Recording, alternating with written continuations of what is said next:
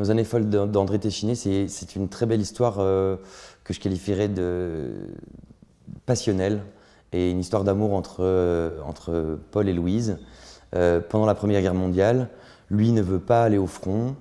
Il est même soupçonné de s'automutiler pour pouvoir être exempté.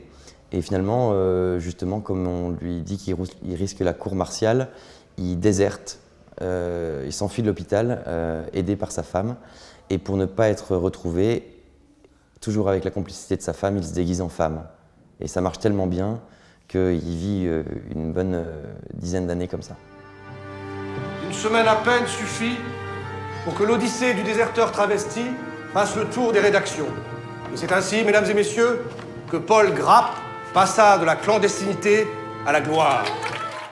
Ma première impression quand je me suis vu en femme, c'est que ça fait bizarre. Déjà, ça fait bizarre de se voir à l'écran, mais alors en plus, quand on est transformé de la tête aux pieds, maquillé, perruqué, avec un corset, des faux seins, une robe, des talons, des collants, c'est particulier.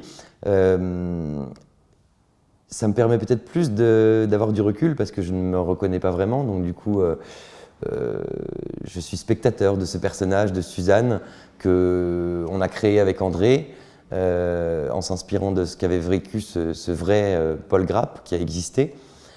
C'était touchant, émouvant, ouais, j'étais ému de revoir tout ça. Oui, vous qui avez été une femme, qu'est-ce que c'est que d'être une femme? Monsieur Grapp, il a perdu sa langue. Monsieur Grapp, répondez-nous. Le corset, c'était vraiment ce qu'il y avait de plus dur parce que ça comprime vraiment les côtes. Moi, je suis mince, mais j'ai pas une taille de guêpe, donc il fallait vraiment serrer très fort pour qu'il y ait une vraie taille et des hanches. Ça parfois, c'était difficile, d'autant que la première semaine de tournage a eu lieu dans le cabaret. Et c'était une semaine à Paris de canicule, mais vraiment il faisait, je crois que sous le chapiteau il faisait entre 38 et 40 degrés. On avait la tête dans les climatiseurs tellement on avait chaud.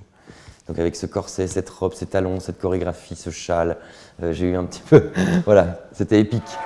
Mesdames et messieurs, je devine votre impatience, mais un peu de calme, je vous prie. Allez-y, posez vos questions, mais s'il vous plaît, pas tous en même temps. Oui.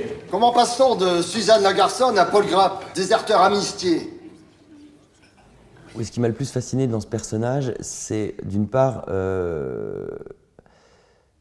le courage qu'il a eu. Je me suis dit, ok, il ne veut pas faire la guerre. D'aucuns pourraient dire que c'est lâche. En tout cas, quand on en arrive à devoir se couper un doigt pour partir de ce front, c'est que ça devait être particulièrement horrible. Mais en tout cas, quand il se transforme en Suzanne, au début, il ne veut pas en entendre parler. C'est très très dur pour lui d'imaginer ça. Et puis je crois que c'est comme une deuxième naissance, ça lui permet aussi peut-être, en tout cas c'est ce que je me suis raconté, d'oublier toute sa vie d'avant. D'oublier sa vie d'avant, de soldat je veux dire, pas d'homme. Et il le dit à un moment dans le film qu'il ne veut pas avoir à choisir entre les deux parce qu'il a trouvé une forme d'équilibre à faire ça.